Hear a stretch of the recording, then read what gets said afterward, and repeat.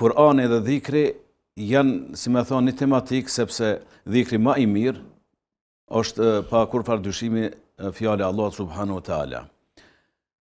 Nuk ka asë një ibadet për cilën thot Allahu falnu shumë, ose agjironi shumë, ose jepni sadaka shumë, ose shkoni në haqë shumë, vetëm thot waqimu salah, wa atu zeka, falni namaz, jepni zekatin. E boni haqin, e kështu me radhë për gjitha ibadet, me përjashtim dhikrin, për dhikr thot, wa dhukrullah dhikrin këthira, edhe shumë përmendni Allahun. Vetë kjo fjale Allah subhanu wa ta'ala na tregon se sa e donë Allah dhikrin, gjithësisht përmendin e ti, edhe për këtë shkak na shtyn, na stimulon që sa ma tepër me bëu dhikr, me përmend Allahun fuqi plot.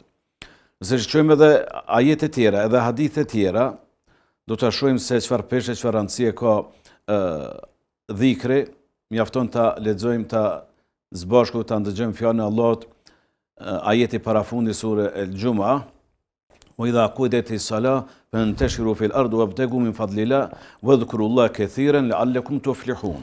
Kur përfundon falja namaz xhumat, pra sot jemi edhe ditën e xhumat, kur përfundon falja namaz xhumas, shpërndani për tokë, kërkoni nga begatitë e Allahut, edhe përmendni Allahun shumë, që të shpëtoni. Bon tregti, del, i bon punë tua, i krym punë tua, po njëkohësisht edhe bon dhikre përmend Allahun shumë. Sepse dhikri është një ibadet, tham, i cili subhanallah shumë let bëhet, edhe shumë fitohet nga ai ibadet. Nuk i nevoj me këthu ka kibla, nuk i nevoj me qenë në kamp, nuk i nevoj me qenë me abdes, në çdo situatë, në çdo rrethon e përmend Allahun subhanahu wa taala. Pra me kushtet lehta. Po shumë kushtet lehta. Cilat janë disa prej formave të dhikrit, çysh bëhet dhikri? Ka shumë lloje të dhikreve, të cilat i ka përmend Allahu në Kur'an, edhe Muhamedi alayhi salatu wassalam në hadithe, por ta shohim pak vlerën gjithësisht, rëndësinë edhe peshën e dhikrit pa hyrë në detaje. Shembull thot i dërguari alayhi salatu wassalam, nëse një grup i njerëzve, besimtarëve, gjelesu mejlisen, janë ulur në një ndaj, o lem yadhkurullaha, nuk e përmendin Allahun, do të qohen, do të ngriten prej atij mejlisi, prej asaj ndaje, sikurse me u ngrit në atë kohë çka kanë bë, kanë hongër mishin e gomarit të ngodhur. Nuk po thot se kam fol fjalë dyta, jo se kam bë gibet, jo se kam përgoju, jo se jon shoh ose diçka tjetër, intriga ndryshme, planet ogurzeze ndryshme, por kanë fol fjalë të lejume, mirë, po nuk e ka përmend Allahun. Shembulli i tyre, thot alayhi salatu wasalam, është sikurse shembulli atyre të cilët ngriten pas ngrënies së mishit të gomorit të ngordhur. E kjo na bën me dije se është diçka shumë e rëndë mos me përmend Allahun, pa hyrë në atë aspekt se sa fiton njeriu. Muadhi radhiyallahu an thot në takimin e fundit e pyeta të dërguarin, ja Rasulullah,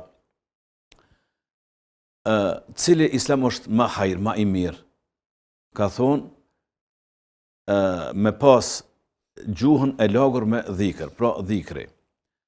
Kthehemi te pyetja, ka shumë, ta përmendim shembull disa, thot i dërguari sallallahu alaihi wasallam, kush thot 100 herë në dite, la ilaha illallah wahdahu la sharika lah, lahul mulk wa lahul hamd wa ala kulli shay'in qadir, 100 sevapi shkruhen, 100 mëkate gabime i fshihen, edhe i falen të gjitha mëkatet, walau kana kazabadil bahr, edhe nëse sa shkuma e detit, edhe është i mbrojtur prej shejtan deri në mbrëmje.